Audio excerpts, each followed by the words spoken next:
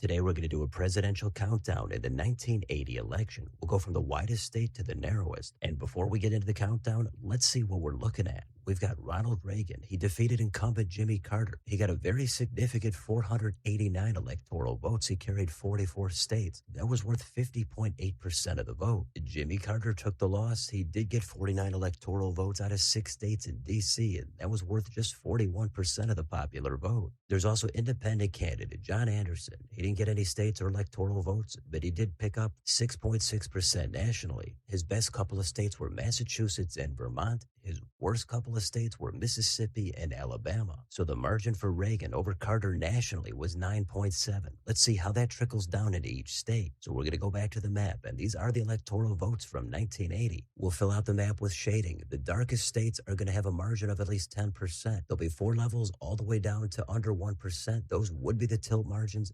Now let's get into the countdown. So given it was a pretty big blowout here for Reagan nationally, what was the widest margin? Well, of course, that's going to be Washington, D.C. that went for Carter by 61.5%. Now we've got a huge batch of states that went for Reagan. First, his best state was Utah. That went for him by about 52%. His second best state was Idaho. That margin was over 41. Now, just barely under 40%, we've got Nebraska. The next state in the count is North Dakota. A couple of points less, it's Nevada. 1 point under that, we've got Wyoming. Then another couple of percentage points narrower, it's Arizona. From the southwest to the northeast, now we've got New Hampshire. That was under 30%, about 29.3 for Reagan. Then number 44 is the other Dakota, it's South Dakota. Coming in at 28% is Alaska. 2.5 under that, we've got Oklahoma.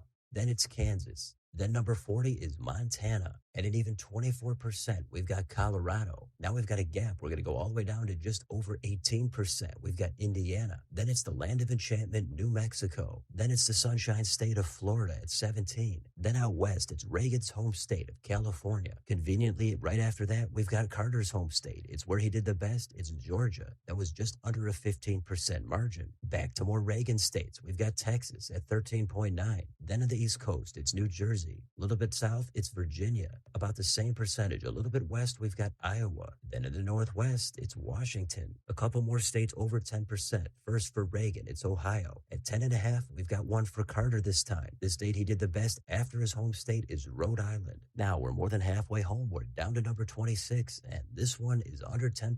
It's a likely margin. It went toward Reagan. It's on the west coast, and it's Oregon. Just about the exact same margin is back on the east coast. It's Connecticut. Coming in at 8% for Reagan, it's Illinois. Then just over 7, it's Pennsylvania. Just under 7 now, we've got Missouri. Then at 6.5, it's another Rust Belt state of Michigan. Number 20 at an even 6%. It's a blue state today, but back then, Vermont voted for Reagan. Continuing the countdown, the last state over a 5% margin is in the deep south, it's Louisiana. Now we're going under 5% to a lean margin. We've got Wisconsin at 4.7. That state went for Reagan, but now we've got 2 Carter states coming up. We've got West Virginia, that was 4.5, and Minnesota was just under 4 for Carter. The next 3 are all in Maine, between 3.1 and 3.7%. We've got Maine second, then Maine at large, and then Maine's first. That state was very consistent back in this election. Now we've got another blue state for Carter, just under 3%. It's Maryland. Then another state that went for Reagan back then. This is New York. Now we're into the top 10. Number 10 is another blue state, but it went red. It's Delaware. Number 9 at 2.1% for Reagan. It's North Carolina. Number 8 is a blue state that barely voted for Carter. It's Hawaii, and he won it by 1.9. A little narrower with number 7. It's South Carolina. Then right under that, we've got Kentucky. Then more southern states. It's Mississippi and Alabama. And now we're into the top 3. These are the nail biters, the tilt margins, under 1%. They all went toward Reagan. The widest of the 3 is Arkansas at 0.6%. Then at 0.3, number 2 is Kentucky. Then number 1, the narrowest margin in the 1980 election. It's an absolute edge of your seat cliffhanger in Massachusetts. Reagan did win it, but it was only by 0.15%.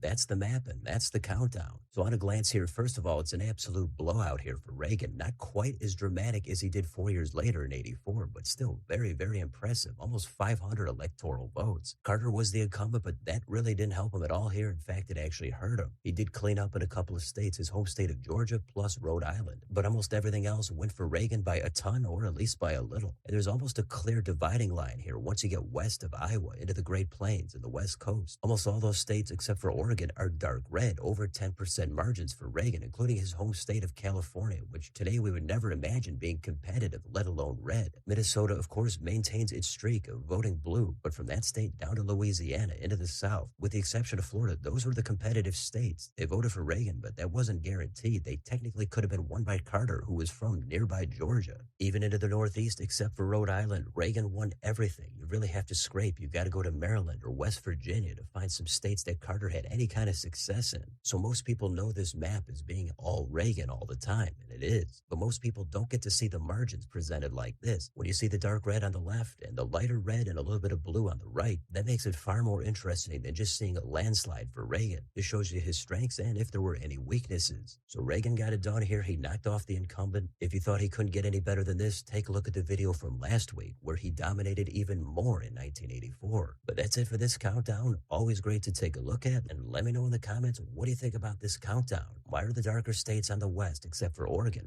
Why are more of the lighter states on the east? Why did Carter dominate in Rhode Island, and how did he win a few other states? How impressive is this win? Let me know what you think down below on your way out. Don't forget to like, share, and subscribe. Join if you'd like to support the channel. Thanks for watching. I'll see you next time.